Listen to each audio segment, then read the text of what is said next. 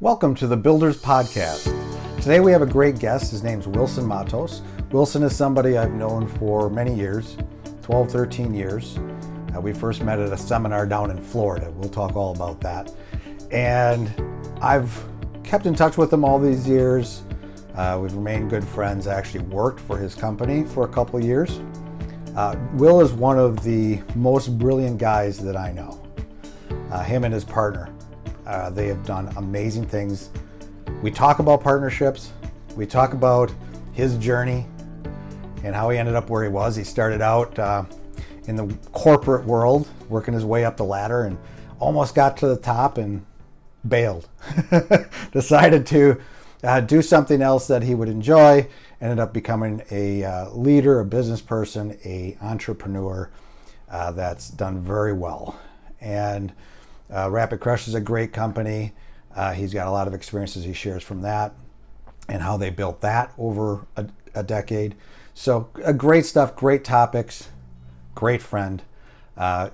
Enjoy the episode. Well, hello, everybody. I am here today with Wilson Mattos, otherwise known as, AKA Will.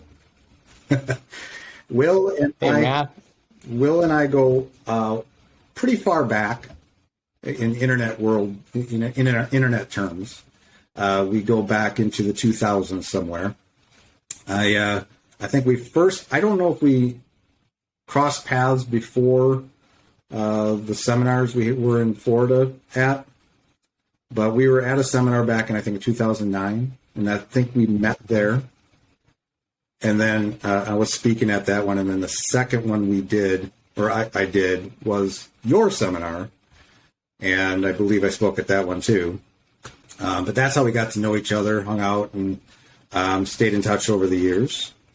And then one day we were talking, you were asking how I was doing, what I was doing. I said something about focusing on WordPress. And you're like, and your partner you had this idea around building WordPress themes. We got together, we did stuff. I actually worked for your company for 4 years. And since I've started my own agency and stuff, of course. But of course, we're still in touch and we're friends. We've, known each other for all that time. But that is where we're at and how I know you. First of all, you want to just take a minute and just introduce yourself? You want to say anything else that I haven't? No, you're right. It's 2009, and actually that was a turning point in my career, that seminar that we attended back in the Earn and Pay a Day seminar in 2009 in Orlando, Florida. Yeah. So it was fond memories, made a lot of great friendships, including you, that have lasted many, many years now. What are we, 12 years later, and we're still here talking. So this is awesome. Yeah. No, that's kind of stuff I want to dig into, like, kind of your what we do on this podcast. We like to, especially when we first have somebody on, is talk a little bit about your background and what your journey looked like to becoming the entrepreneur or whatever you're doing today. So I think that's kind of, we'll kind of wind back a little bit and let's start there. Because you are not originally from the good United States of America. You are actually. I am not. I was not born in the U.S. That is correct. You are from Brazil. I was born in Brazil, and I moved to the U.S. when I was 14 years old. Okay.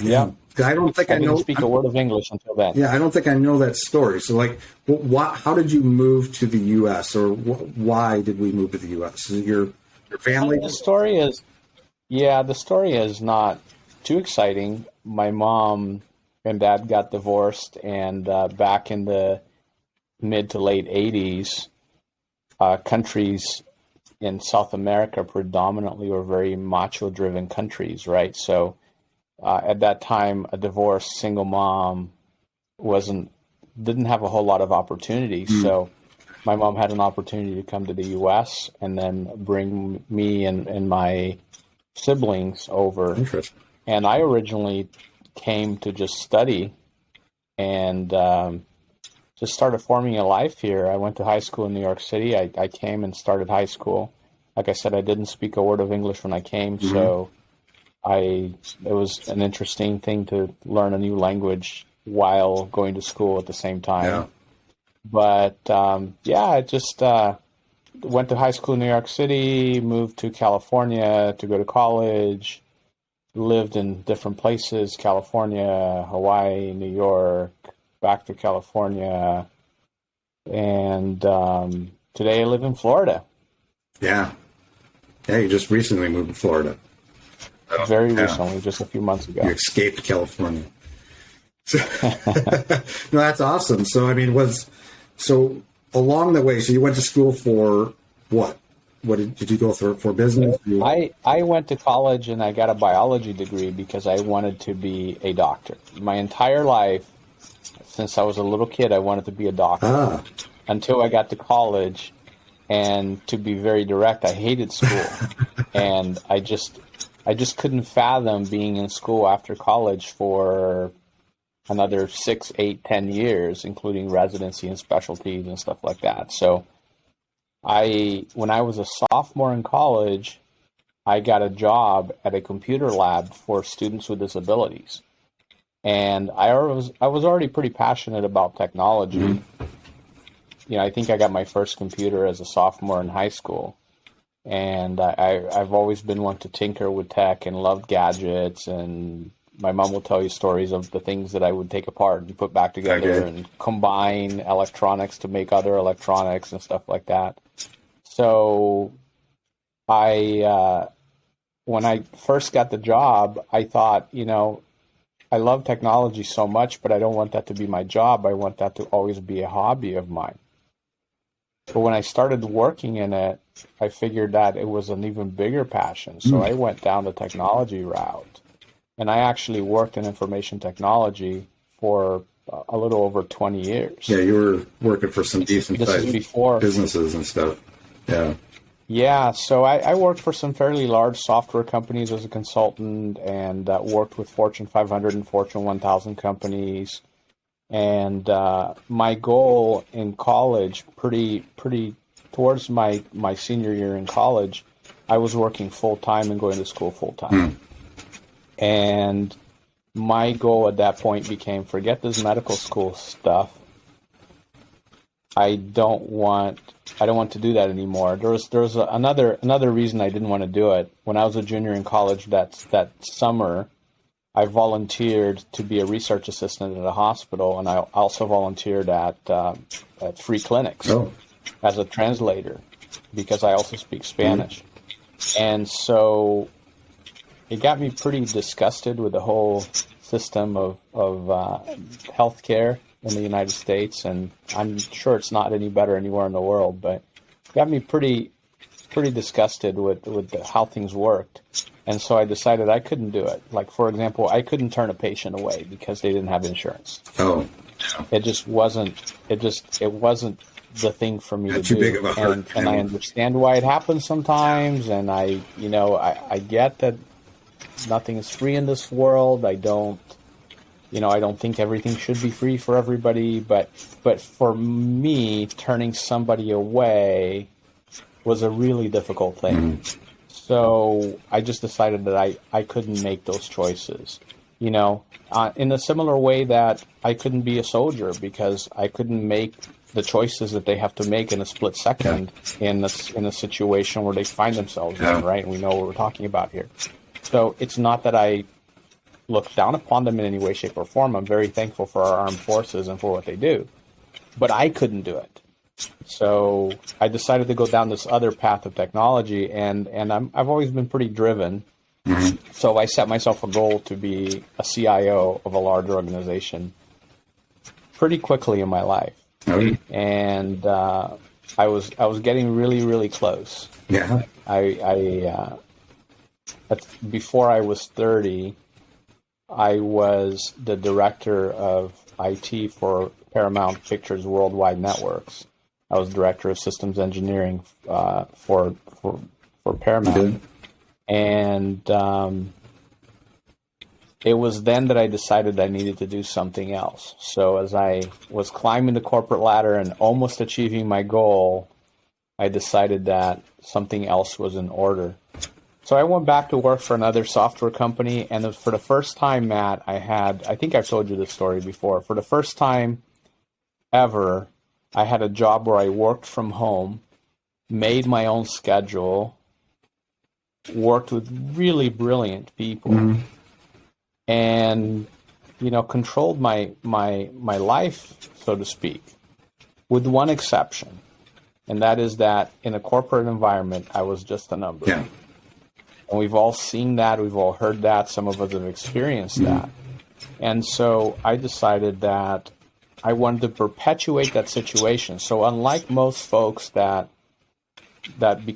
follow the path of internet marketing or starting an online business, I didn't hate my job. It was the opposite. I loved my job. I loved what I did, and I wanted to perpetuate it, not escape it. The conditions of it, that is, right? The control that I had and the pleasure that I had doing what I did. And so I did that whole infamous how do you make money online query on Google. Right. So that's interesting. So so when you were at Paramount though, like when you made that, you said you had to make this decision and you went in a different direction. What was that? Was that something you were burning out, or were you just that didn't feel? Yeah, it was burnout. Okay. We'll call it burnout. Yeah. I just didn't. It was the only job that I did not enjoy. Mm-hmm. I worked with great people, don't get me wrong, and there are facets that I enjoyed. But as a whole, I decided that I, again, did not want to deal with the bureaucracy that I had to deal with on a daily basis. And so I literally went on a trip at the end of a pretty large project. I told my VP that, hey, I need a couple of weeks off. I have all this time saved up that I had never used, never take time off. I'm going to take 2 weeks off. And I went to Europe and I visited 5 or 6 countries in 2 weeks, and I just by myself, and I just decompressed. Oh, wow. Okay. And when I came back, I decided to take that other job. I had been offered a job before because I'd previously worked for that same company, and I had left to go to Paramount, where I stayed about 4 years.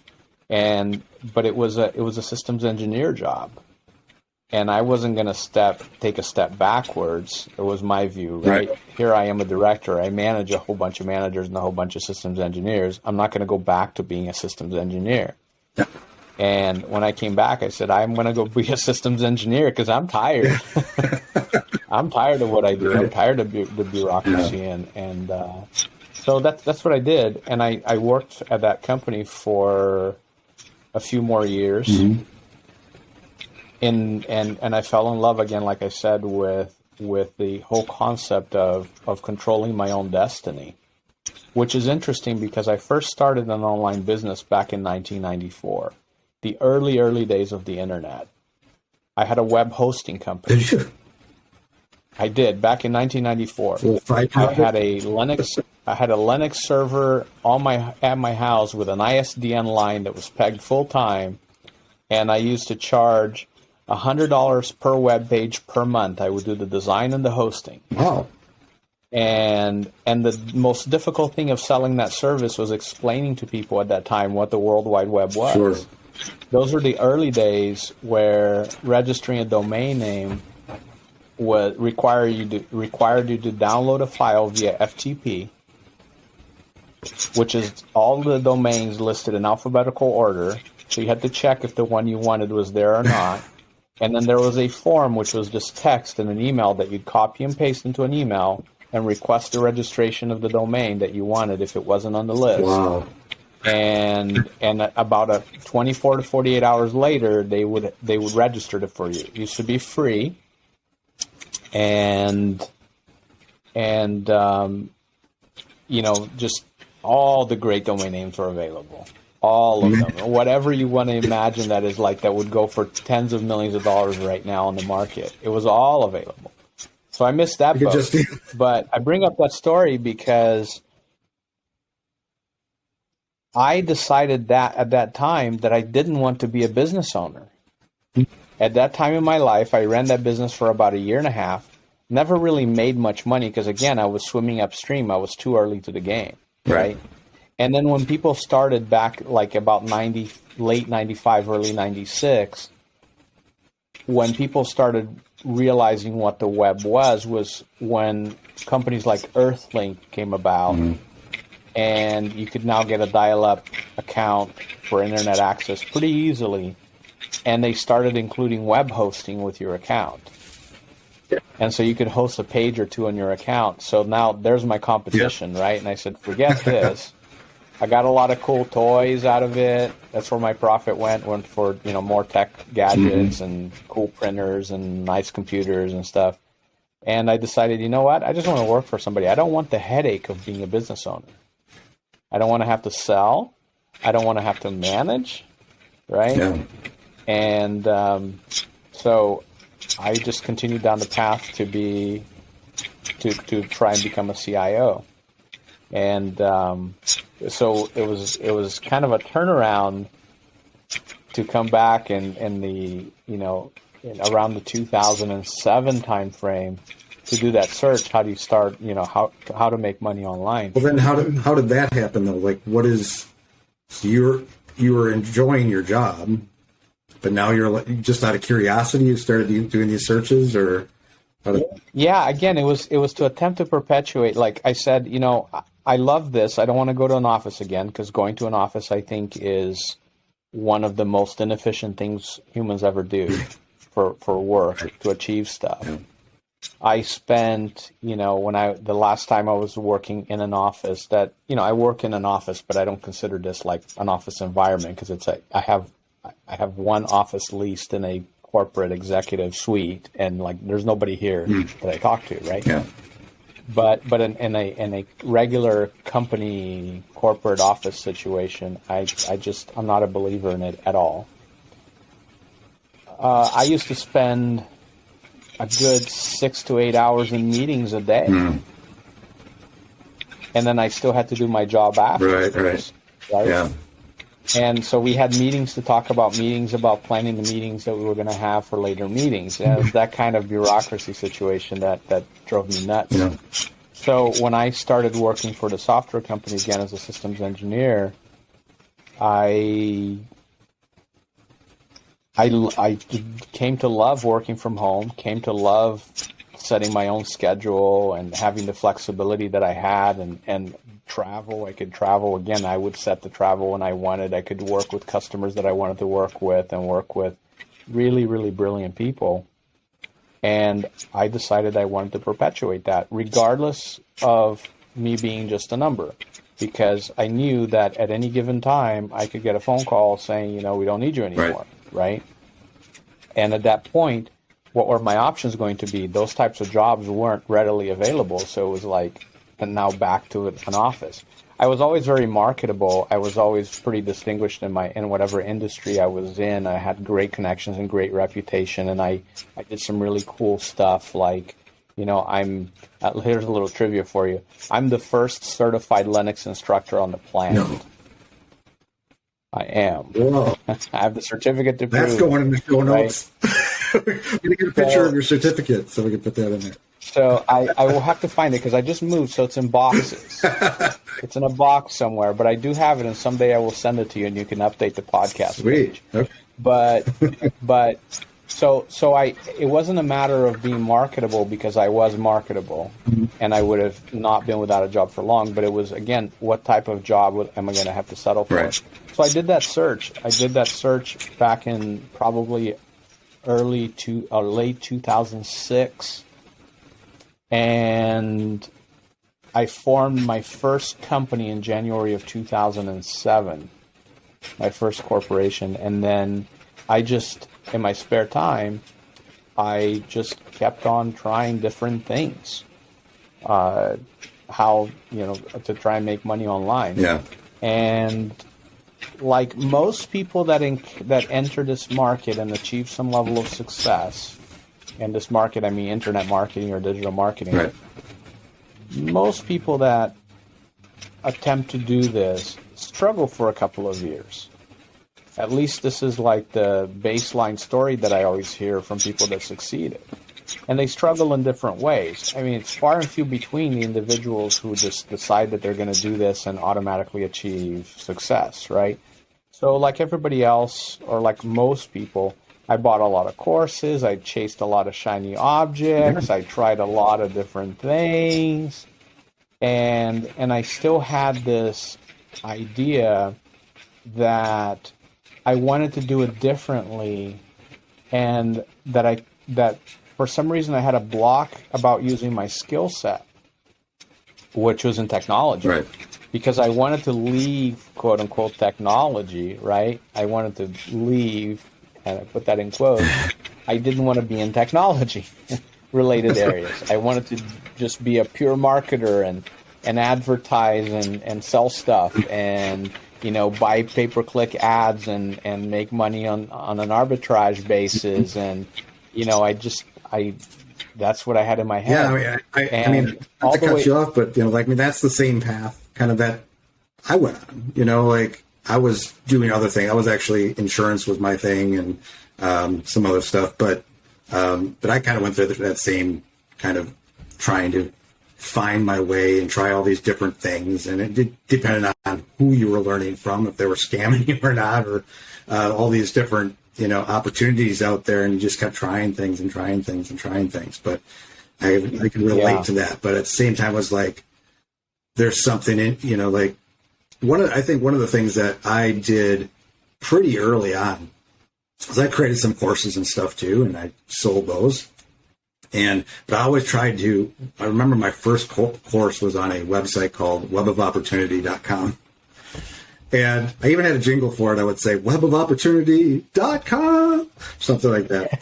And I had this course on there, but it was always, my focus was always like, because I saw all these people out there like focused on, you know, chasing all this stuff and just randomly and not keeping with things for long enough, or just all that stuff. And I was always like, treat it like a business. That was my mantra, like, treat it like a business, find your thing, you know, and so it was like, and that's kind of how I kind of gravitated to what I do, because you know, what shaped what I ended up doing was basically treating it like a real business instead of going after shiny objects and ignoring those as much as possible. So, yeah, and I mean, you were one of my early on inspirations, because I met you at the Earn 1K a Day seminar, but I had already been following you for a little bit. As you know, we were both members of Dennis Becker's Earn 1K a Day forum. And so, you know, I'd known about you and your pay-per-click course, and you know, it was one of my shiny objects that I purchased. But it was you know, shiny objects. I'm gonna go on a tangent a little bit here, talking about shiny objects. Shiny objects it's not the fault of the object itself that we look at it as a shiny object, right? Because the best thing in the world, the best course, the best program, the best opportunity in the world, if you're not committed, or if it's not the right fit for you, it's a shiny object. But for somebody else, it's a life-turning event or a life-turning opportunity. Mm-hmm. So there's nothing wrong with the shiny objects themselves, is how we treat them. And I went from shiny object to shiny object without stopping. And the turning point for me really was that Earn 1K a Day seminar in 2009 in Orlando. And it's because I had been chasing a lot of shiny objects, and I had been using my skill set to a limited extent, because there were things that I would learn. And at that time, I'm sure you remember the mini money sites, where like you would just be an eBay affiliate and you'd create these sites that would aggregate eBay data, and you drive pay-per-click traffic to it. And when somebody bought something on eBay, you'd get a tiny little commission from it, right? And it was an interesting model, but there was a lot of improvement that could have been made, and I did it. I improved it a heck of a lot with technology and automation. And then I created research tools to facilitate the process of even the keyword research and all that stuff. But to me, at that time, it was a shiny object in the sense that it kept me busy and occupied, but I really didn't do it to make money, even though I thought I would or that I wanted to. And the biggest turning point, I had two turning points at that event, was when somebody you know quite well, Steve Gotio, came to me and shook my hand and says, I got to meet the man who made me $100,000 last year. And I'm like, what do you mean?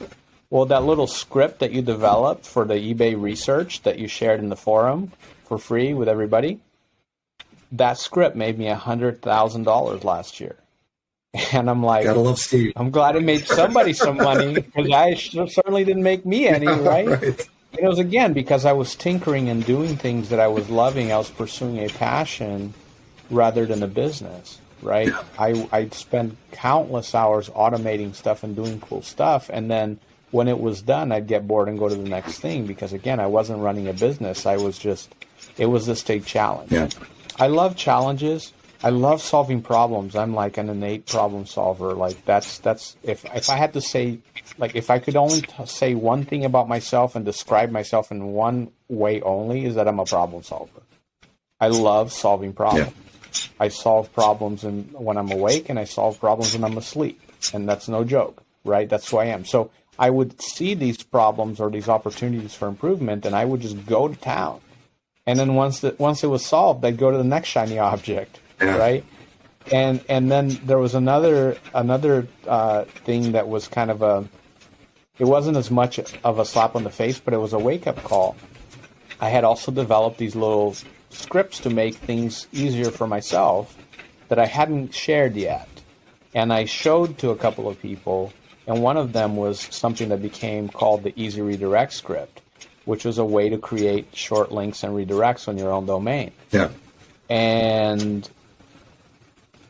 And somebody said to me, why the hell aren't you selling it? And I said, because I come from the tech world, and I don't want to be in the tech world. I don't want to support software. God forbid, I don't want to support software. And somebody said to me, I'm sorry, but you're an idiot. Or something like that. It was very, very, very blunt like that. You have something that you could sell today, and you're complaining that you haven't made any money online yet. And that really, really marked me in a big way. So I went home and I thought about it a little bit. Of course, I had to make some improvements to the script first. Mm-hmm. Yeah. But it was still pretty ugly. And I said, you know what? On a Friday night after work, I said, I'm going to start selling this. And I'm not going to go to sleep until this is ready to sell. And I literally worked all night because I didn't have a shopping cart. I didn't have a notion of, I had a PayPal account, but I didn't have a way to even take money. I didn't have a members area to deliver the software. I didn't have any of that. So in one night, thank goodness I'm pretty technically inclined, as I've already said, I was able to figure out the shopping cart. I used Dennis Becker's $7 script, if you remember that from way back when. And I set up a little download page, a protected download page, and I started selling the script in the forum in the members-only special offers section. And I posted it around 6-something in the morning Pacific time. And then I went to bed. And I woke up around 1 o'clock in the afternoon, and I had made like $700. And it was the best $700 I have ever made in my entire life. Because it was the first time ever that I made money while I slept. Yeah, right. And that was the turning point. That's amazing. Yeah. That was the turning point. And I decided at that time that, I was going to use my skill set, and that I was going to make it not perfect. It didn't have to be perfect. My first product wasn't perfect. My first sales process wasn't perfect. I didn't have a way to have affiliates. Dennis Becker, he was my first affiliate. I asked him, would you promote this? He says, yes. Do you have an affiliate program? I'm like, I will soon. Right. So I went and I invested in, remember Rapid Action Profits? Oh, yeah. I remember. I invested in that, and I set that up, and I became an expert on that. And I created another product, and I sold another product, which is a WordPress plugin, and that was my first foray into WordPress. And kind of the rest is history on that regard. Like at that point, I realized that if there is a market, you should serve it. You don't have to serve it perfectly. Yeah. You don't have to serve it completely. But if there's a market and there's a need and you can fulfill it, it is truly silly and dumb to not serve it. And that's exactly what I was doing. Yeah. People love the stuff that I would create, right? And I'm not a programmer by trade, so none of my stuff was like big software. It was all little things. Mm-hmm. But I also learned at that time, Matt, that niche solutions are better than big solutions. And that's a lesson that I took to heart, and I've always operated under for a long, long, long time now, ever since I learned it for more than a decade. And I went to another seminar, another one of Dennis Becker's seminar, and during that seminar, or one of my friends that I had made prior to suggested that we should try and have a mastermind before the seminar, and we should invite all the speakers to come. I don't think you were there at that event. No, I wasn't. But we should we should get all the speakers and do a one-day meeting prior to a mastermind and see how we can help each other. And that's where I met my business partner, Jason Fladlien. He was talking about this amazing piece of software that he had heard about, seen, had been talked about, and he was trying to buy.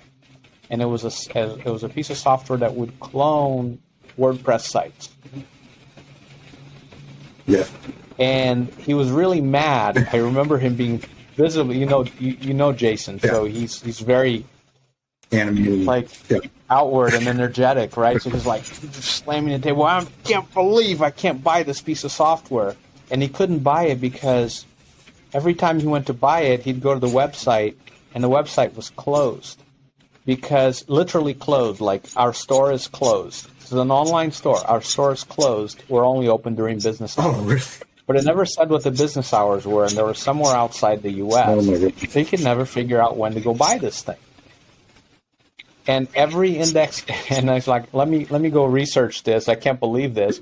And you do this Google searches with the site parameter and all that. And all of the pages that were indexed on Google, if you clicked on any link, it would redirect you to our store is closed. Come back during business hours. So at the break, I went to him and I said, he was a smoker at that time. He was smoking outside. And I said, Jason, do you think there's a market for this? He's like, oh my God, there's a market for it. I said, all right, if I make it, if I build it, will you sell it? Because Jason was already known as a superstar copywriter marketer at that time. Mm-hmm. And he said, oh, heck yeah. And this was, I think, in May or June. I said, all right. I told him, I need about 2 months because I'm working on another project. And once I'm done, I will focus on this. So I will call you in 2 months. And that's what I did. In 2 months, I called him and said, it's done. He's like, what do you mean it's done? I was like, it's done. And he couldn't believe it. He looked at it and said, oh, my God. And we made a couple of little tweaks and stuff. But we started selling this thing, Matt. And I remember October 1st, 2010. October 1st, 2010. And in the first 30 days, we sold almost $100,000 of this little software for $67 a license. I was one of those customers. I don't know where I bought it, but when. WP Twin. And it was honestly, we only recently retired after like 12 years on almost 12 years on the market. Mm-hmm. And it was so incredible. I learned so much with Jason at that time about marketing because one of the tweaks he had me make is he had me build the affiliate program right inside the software. So as soon as you downloaded the software, it was right there. You want to become an affiliate? One-click affiliate sign up. It was beautiful. So we got so much affiliate traffic. We got so much traffic that, remember, Alexa was one of the hottest things on that day, and I'm not talking about, Amazon's Echo service, and I'll call it Alexa, but Alexa, the stats site, right? Oh, right. Yeah. And we were in the top 10 most highest traffic sites on Alexa. No kidding. For a day. like a couple of days after we launched it. I mean, it was crazy. Yeah. And so then after that, we decided that we worked so well together that we should start a business together. Yeah. So we talked, we sold WP Twin for a couple of more months and said, hey, let's start a business, let's start a corporation on January 1st, 2011. And that's what we did. But we kept our separate businesses as well. And then we would do certain things together. But we realized very quickly that we were just working on stuff together anyway. So we just, bought all the intellectual property from our separate companies and rolled everything into Rapid Crush. Yeah. And that there started our journey. We did a lot of really innovative things in the industry. Yeah. That I'm really proud of. And that's amazing. Here we are, almost 12 years later. Yeah, I mean, that's amazing that, when you find your partner like that. Like, I've had partnerships over my lifetime in various companies and businesses, and they've never really ever worked out, to a point where at some point I decided I'm never going to have a partner. I'm just going to have, if I have any partner, it's going to be like a junior partner. I'm maintaining control of everything. But to find somebody that complements you, like, why do you think you and Jason complement each other? I've actually studied this quite a bit, Matt, because I've observed over the years many partnerships come and go, and I've had many, many friends in the industry who have come to me for advice on partnerships, especially when it's going bad, at the divorce stage. Yes. And so you get to hear about the things that go wrong or went wrong or why. And there are a few things that I think are really key in a good partnership. I don't know that it's the golden rules or anything, but a few things that I've observed is complementary skill sets are really important, but not identical skill sets. When I go to conferences and I observe and talk to people, the programmer wants to go talk to the programmer because that's who they have, rapport with, right? Can establish rapport quickly with. Right. But those guys should never be partners in the business because they don't complement each other. They compete with each other, right? At the same time, you need to have enough understanding of your partner's role inside the organization to be able to communicate well. So Jason is not a developer. He's not a super high-tech guy, but he understands technology at a level that we can communicate about technology. Mm-hmm. He understands operations, which is my forte these days, at a level where we can communicate about operations. And yet he trusts me to make the decisions in those areas because they're my area of expertise. Right. I understand and have learned enough about marketing where I can help Jason improve a webinar pitch. We can go through it and I'll say, you got to fix this, you got to fix that. But I always defer to him because marketing and selling is his forte as opposed to mine. So I look at a good partnership as a Venn diagram with a really nice intersection in the middle. And if you have that, I think that's one of the key areas. The other area is having an abundance mentality rather than a scarcity mentality about everything that you do. And I'm not saying that I was born with it or whatever, but I began to understand it in at some point in my life. And Jason, same thing with him, right? And that goes not just for resources, but also work ethic. And let me explain a little bit what I mean by that. We never keep score. There are days where I'm slacking off and doing nothing, and I'll disappear and go do my own stuff. And Jason is slaving away on a webinar pitch. And there are plenty of times when Jason is literally like, I'm burnt out. See you in a couple of weeks or see you in a couple of days or whatever it is. And I'm slaving away, keeping a company running. And not once did we have a conversation of like, I'm doing too much, you're not doing enough, or you're not, whatever. Interesting. Yeah. And that is where most partnerships fail. I don't know if that's a symptom or if that's the reason, but keeping score is just a really bad thing, because when you're dealing with different skill sets and different responsibilities, like in that Venn diagram, it's impossible to measure who's doing more or what or whatever, right? Yeah. And if you realize that with having that abundance mentality, that nothing is more important than the other, like operations is not more important than selling. Selling is not more important than operations, because if they don't jive together, and if one is missing, everything else falls apart, right? Mm-hmm. So there has never been a measure of importance. The other part is we agreed and we live by this, and I think you've observed when you worked with us.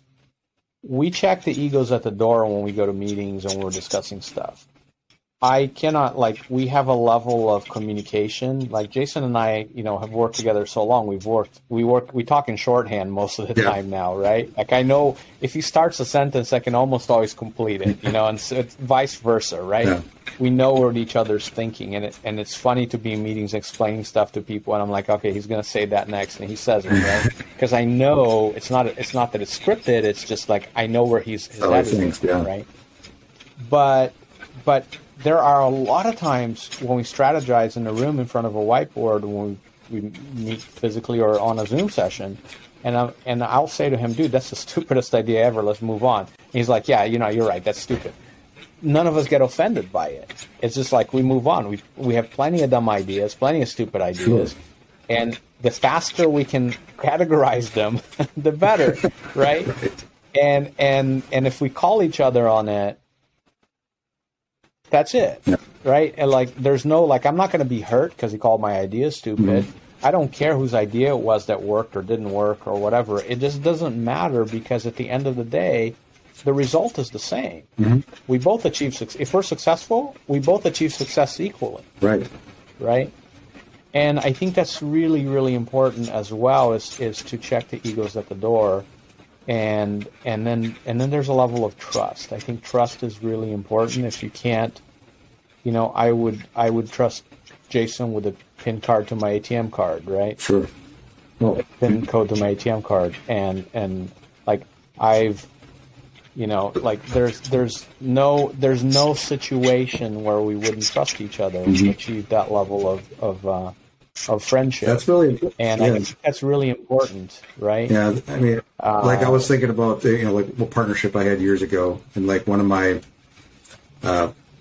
was my first membership was called Web Profit School, and Web Profit School is actually me and two other partners. One guy was the marketing guy, the other guy was the software guy, and I was the weirdo hanging out with them. No, I was doing affiliate marketing, pay-per-click. I had the traffic, I had the customers, and so I had the in for that whole situation. That's a whole story, but one of the things that broke that partnership was trust. Something happened with that partner, and he lost my trust and confidence, and I very quickly was like, I just severed the whole thing and started my own membership. There was a signal, there was a sign that I don't know this person. There's something going on here that I can't trust, and I cut ties. So it took a while.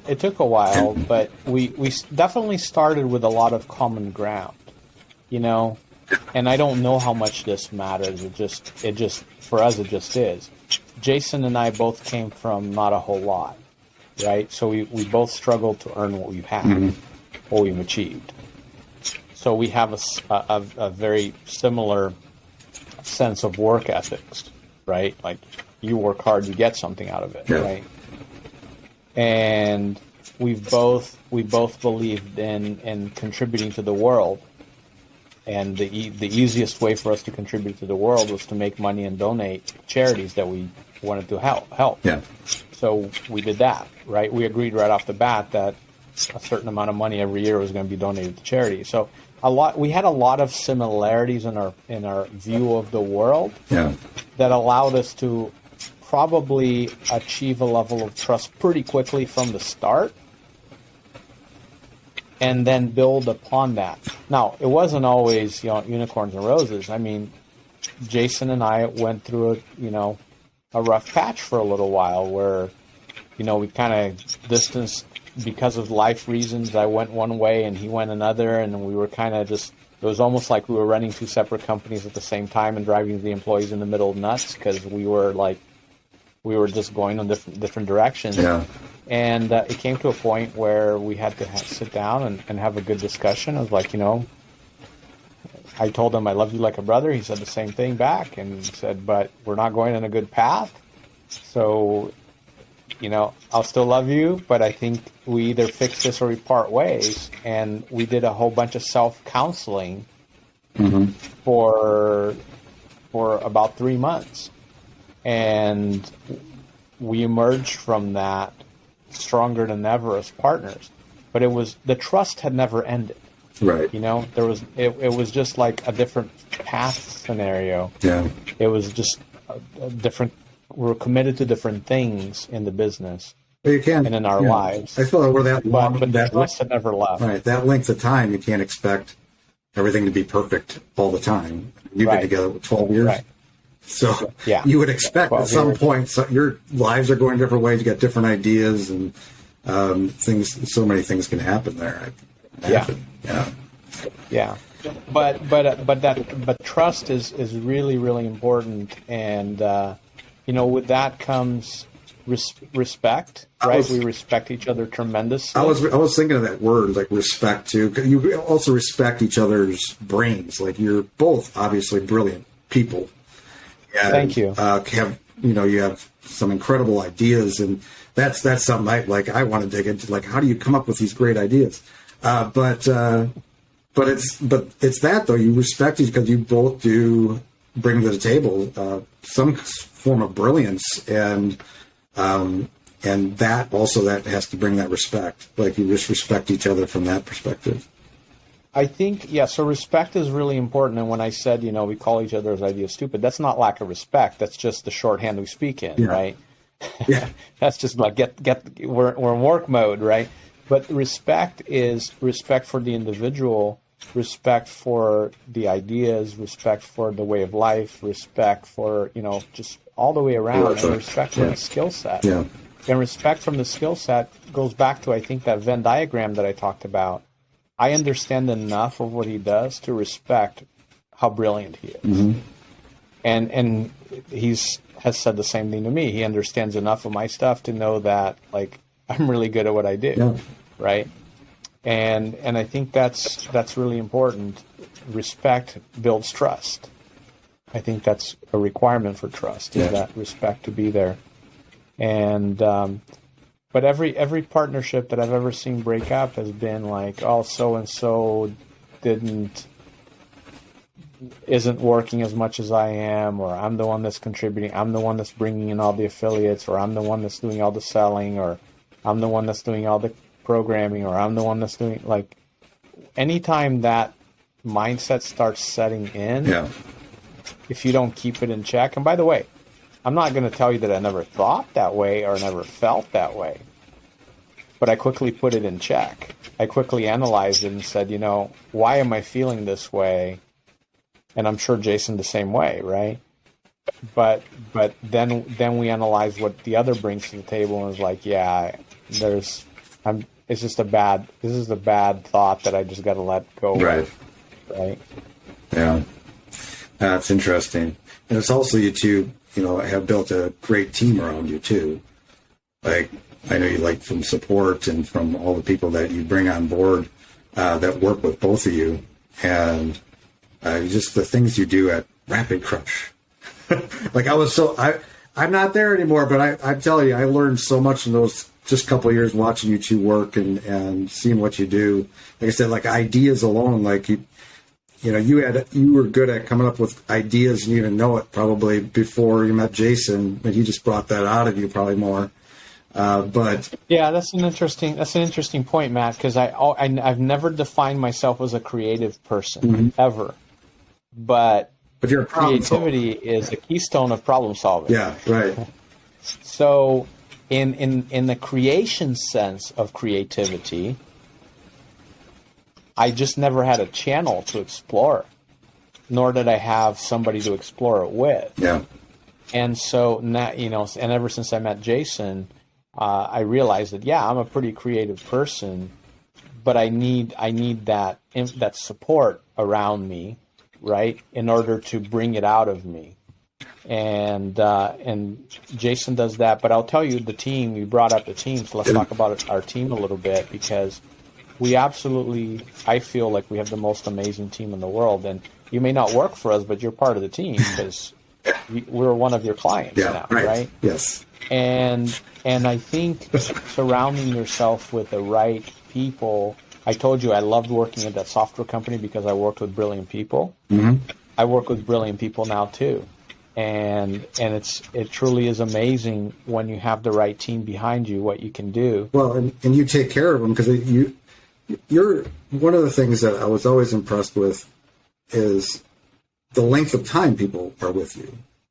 Like, I think people would, in fact, I think they would stay with you forever if they could, your support team, you have people that have been with you since probably the beginning.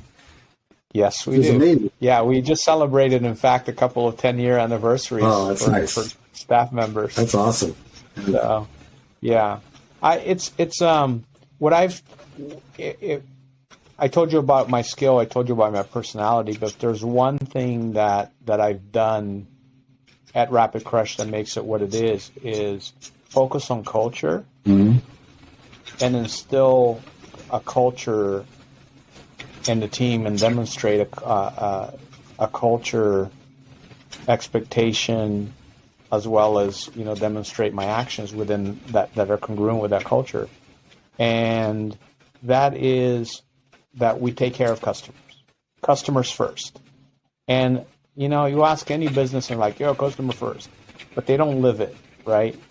We live it. We live customer first. I believe you've been in situations where you saw that, even when the cost was high to us. Yeah. To do so. But it doesn't matter. The customer comes first. That doesn't mean you give the customer everything they ever want and tell you they deserve, right? But it means you have their best interest in mind at any given time. And you only make decisions based on that. And when you have that type of culture, that type of congruency that's pervasive throughout the entire organization. That's one of my favorite words is congruence, by the way. I'll talk about that in a minute. But once you have that culture, then we do amazing things. And amazing things just happen. Yeah. Because we're always thinking of how can we improve the customer experience? How can we improve customer success? How can we improve the customer relationship with us? How can we take care of the customer better? How can we make the customer feel better regardless of the outcome of whatever they're trying to do? Sure. Right? Yeah. And everybody is empowered and enabled to do that in the organization. We had, I believe you were at that event where we sold a program, a fairly high-end program for where we made about $750,000 in sales. Brought 60 people into an event. Cost us about $125,000 to put on that event, right? Yeah. The event did not go as planned. We didn't deliver on the promise. So I remember being at dinner the night before the event was over with the team, and I asked the team, are you guys proud of what we did so far? And the answer was like, absolutely not. And I said, are you disappointed at Rapid Crush? And they said yes, right? Because we didn't deliver to the customer what we promised we would. So I just made one promise that night. I said, tomorrow I'm going to make you proud again, right? So on that day, I think you were at that event, weren't you, in Orlando? Maybe not. I don't think I was at that one. And the next day, given all the costs associated with delivering, I stood in front of 60 people and I said, we did not deliver what we promised we would deliver. We have something that we can do about it. We have a plan. But I understand. Yeah, I wasn't there, but I remember this. This all sounds very familiar. Yeah. and I said, we have a plan to do right by you, but I realize that I may have lost your trust at this point. I don't blame you. So you can stick with us and here's the plan, or I will give you a full refund. And they had signed an agreement that was a non-refundable purchase, so nobody was entitled to a refund. But I just put the refund out there. It's like it was the right thing to do. Yeah. And not everybody took the refund. I pretty much knew they wouldn't. But I was willing to risk the fact that everybody took a refund, and I spent $125,000 out of pocket for nothing, right? Which is not a little amount of money, no matter what size of the business, right? But examples like that, where we are living that we put the customer first. Right. Yeah. You know, we live it every single day. And the staff is empowered to say, hey, we're not doing right by the customer here, right? And we'll say, oh, let's fix it, right? And so they know it, they love what they do, and I would say everybody on the team, and you've experienced this before, everybody bleeds Rapid Crush. I mean, it's ingrained. Everybody is excited about what they do, and so that's exciting to work with people that are committed. We don't have anybody that's just coasting. It's not in our culture. Yeah. I said I'd talk about congruence. Yeah. Congruence.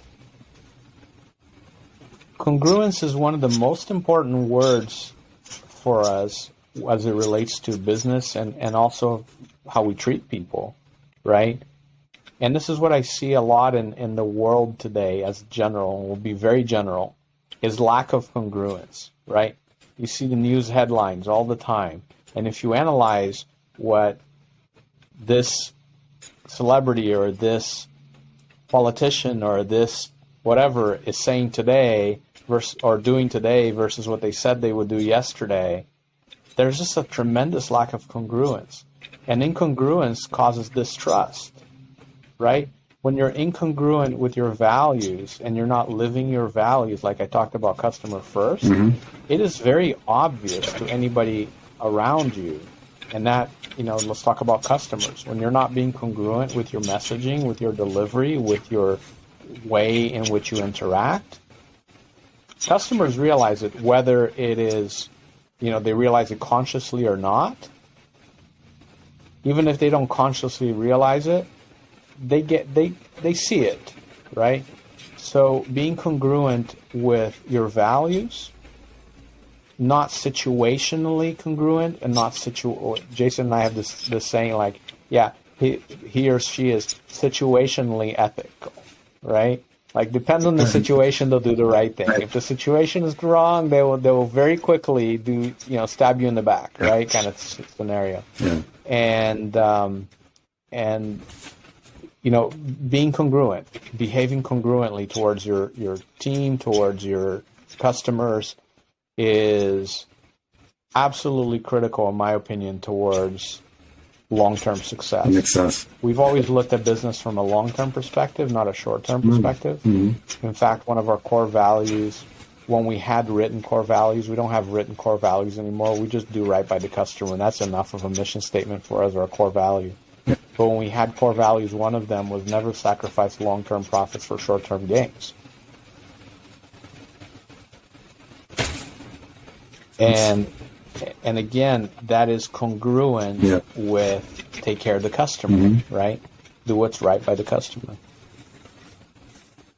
So I went on a big tangent there. That's great. You asked about the team, and I went on a big tangent. But listen, I love, that I love everybody I work with. Yeah. I have interviewed and hired everybody that has come to the company. There was a time in the company when you're here where I wasn't doing that. And that was part of the time that I wasn't really very much here. Yeah. But I'm back to, like, I interview and speak with everybody, no matter what the position is, because I want to make sure that I believe they fit in the culture of taking care of customers. Yeah, that's so important. That's great, man. I just, all of that stuff, it's like, when I think of my business and what I'm doing, it's like,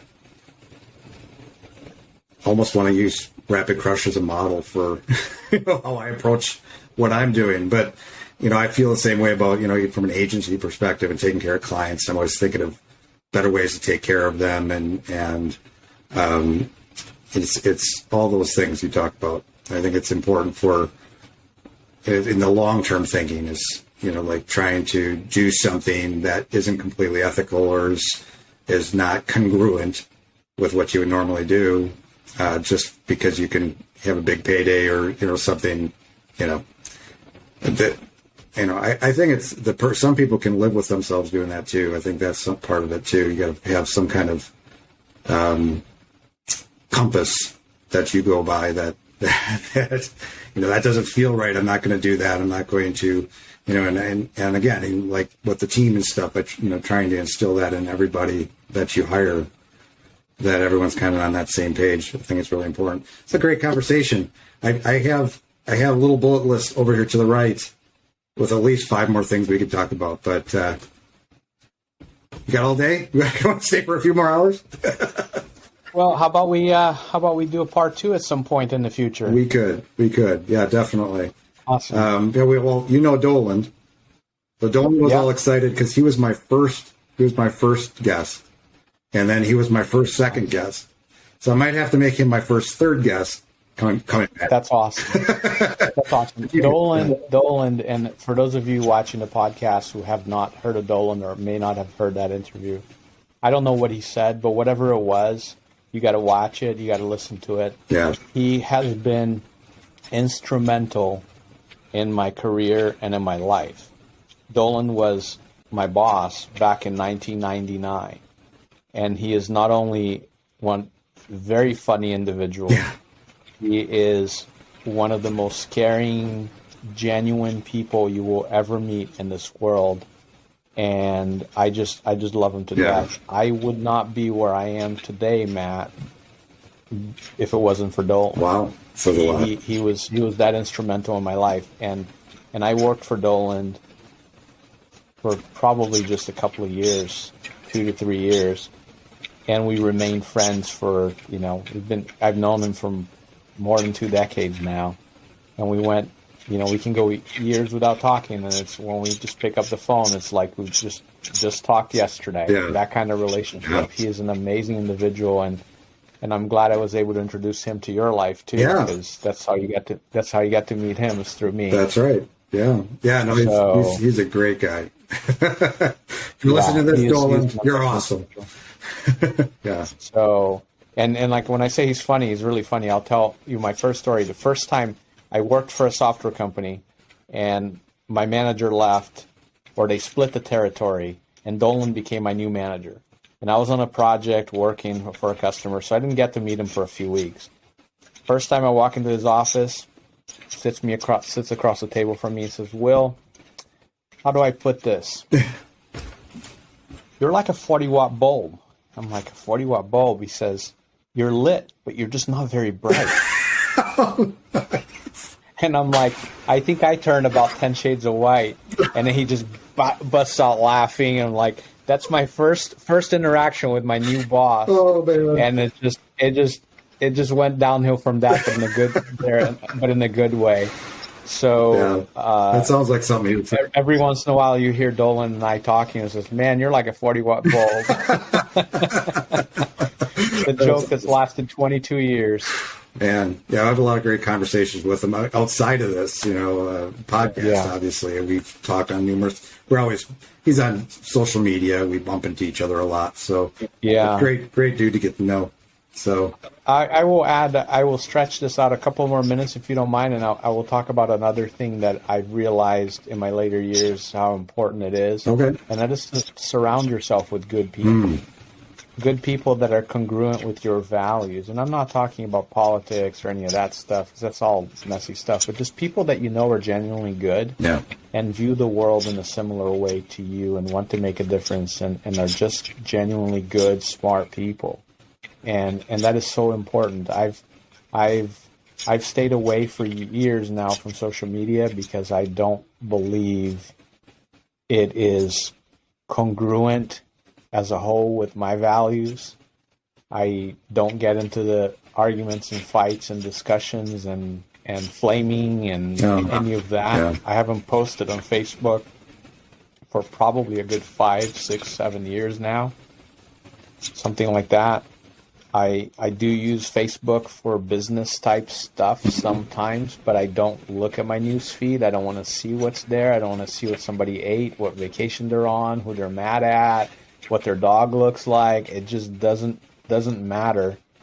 And but surround yourself with good people, and distance yourself from people that aren't adding value to your life or your way of being. That's really important. Yeah. I'm never mean. I try not to ever be mean or disrespectful of anybody, but I have certainly distanced myself from some folks that they have their own path and it's not congruent with mine. That word congruent again is really, really important. Yeah. And then there are those people that just bring the best out in you, and you can help and they can help you, and that's really important. Keep those relationships going. And this can be with people that you haven't talked to in a long time. I've recently in the past year or two, especially during this COVID situation, a lot of thinking and reflecting, right, that we go through. Yep. I started reaching out to friends I hadn't spoken with in a decade, but I know are solid, awesome people that I'd love to have in my life. And I've reconnected with a whole bunch of them. Awesome. And it's like, it makes me happy. Yeah. And these days it's so much easier. We don't even need Facebook. We can get on a Zoom call. Yeah. Right? Get on a Google Hangout or Google Meet or whatever it is, or a FaceTime call, and you can be there with each other and rekindle those friendships. To me, that's been really important. I've come to place a lot of value in that again. So I'm super happy to be here with you and get to talk to you every once in a while, because again, you're on that short list of people that I admire, that have added to my life and will continue to. Thank you. And ditto, same way. Now, just to speak to that for a second, and then we can go. I feel the same way about social media. I gave up personal Facebook posting on there because of just all this stuff that goes on there. But I don't want to unfollow people necessarily. I want to be friends with everybody, but it's hard to do in those environments. I use social media for business, and we do a lot of content. We're doing that stuff, But really the meat of it though happens underneath, privately. I have so many people I stay connected, this private network that kind of lives underneath all the public social sites and all that, whether it's Twitter, whether it's Instagram, whether it's not so much Instagram, but LinkedIn. I have a lot of private conversation or touch base with people. A lot of that's happening in private messaging and stuff. That's how I communicate with a lot of people and stay in touch with people like you and others that there is congruency there, and there's, we're doing common things. We have common respect, or we're doing stuff we're just doing behind the scenes. And I think that's a kind of a cool thing too. That's why I, try to Facebook even yeah, a lot of people there are out of their minds, but there's a few people though, people that I've, old members of mine, that I'm still friends with, or people I've done business with, or that we have referred business back and forth or whatever. That's all happening. That's why I like that kind of more, like you said, always reaching out. Just the other day, just through our efforts on LinkedIn, that was about a month ago. This person that I knew 10 years ago, an internet marketing game. We hadn't touched base for a while. We just bumped into each other on LinkedIn through some efforts. And he contacted me. We got on Zoom. We chatted it up. Next thing I know, he's referring me to a buddy of his who's starting an agency. And now I just got first project. So that stuff's always happening. It's that's with those people that you do respect and stuff like that. Anyway, we could talk about this forever. It was great having you today. I appreciate you coming on, and I would definitely love to have you back someday. Yeah, thanks for the invite. Anytime, Matt. All right. Anytime I get to chat with you is good. Great. You take care. Have a good one. All right, take care, Matt. Bye. Bye-bye. So I hope you enjoyed that as much as I did. It was great having him on. I was so happy when he said yes when I asked him to be on the podcast. So, just the experience he has is mind-blowing, and he's such a wise person. I really feel fortunate to count him as my friend. If you enjoyed the episode, Please give this video a thumbs up, and please subscribe to the channel if you are interested in listening to the stories that real entrepreneurs, real business people, real people building things in the world, products, services, teams, you name it. If you're interested in learning from people that are in the trenches, actually doing it, or have been in the trenches and have experiences to share there, please subscribe, because that's what we do here at The Builders. It's all about people building stuff on the web. You have a good one. Thanks for joining us. We'll see you next time.